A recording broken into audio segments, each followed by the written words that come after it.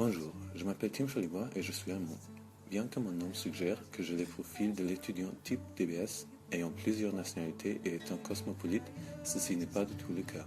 J'ai toujours habité le même petit village en Allemagne et partir en Angleterre était un pas considérable pour moi. Néanmoins, je vais rentrer en Allemagne plusieurs fois, et c'était seulement après un semestre en Argentine que je me suis rendu compte que Londres me manquait beaucoup et que j'avais déjà trouvé un nouveau chez moi. Motivé par ce succès, j'étais ravi d'aller vivre en France pour voir si Paris était également un lieu que j'allais aimer, un lieu où je pouvais m'imaginer faire mon nid. Mais que cela signifie-t-il, un lieu où il fait bon vivre? Je vais répondre à cette question en suivant le modèle de l'adaptation culturelle d'Aubert. En premier lieu, assez littéralement, un lieu où il fait bon vivre concerne le lieu où on habite. J'habitais à 9 rue Pélouse, 75 008 Villiers-Paris, un quartier résidentiel au cœur de la ville. 15 minutes de la Tour Eiffel, de la butte Montmartre et des Champs-Élysées. J'étais impressionné rapidement par la beauté de Paris et je me suis mis à explorer la ville avec le Vélib. Même après 2 semaines, je n'étais pas encore arrivé à croire que j'étais à Paris, une des plus belles villes du monde. Les scientifiques culturels appellent ce stade-là la lune de miel, le commencement d'une nouvelle expérience. Bref, j'étais rempli de curiosité et d'énergie. Mais le choc n'était pas loin. Au début, je ne parlais pas beaucoup de français.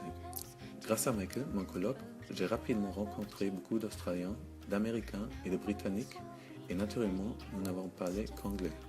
En même temps, j'ai compris que la connaissance de la langue et l'adaptation à la culture française étaient obligatoires pour ne pas me sentir mis à l'écart. Et ce n'est pas mentir de dire que ces premiers mois n'ont pas été parfaitement réussis pour moi quant à cela. Le choc culturel était sensible dans presque tous les aspects de ma vie. Nous avons eu des milliers de problèmes avec le propriétaire, un vieux français raciste qui a décidé de ne pas signer les documents CAF uniquement dus à notre nationalité. En plus, j'ai essayé d'ouvrir un compte chez BNP Paribas. Appeler ça un défi serait le moins que l'on puisse dire. Je me suis senti exactement comme ce jeune-là, mais avec une frustration énorme. En plus, il y avait l'université.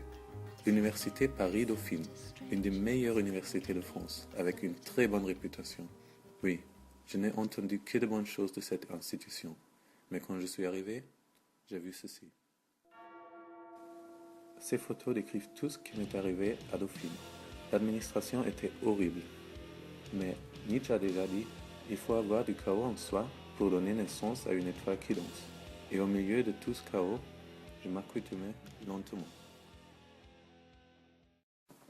En fait, c'est une amie qui m'a fait progresser au 3e niveau, celui du rajustement.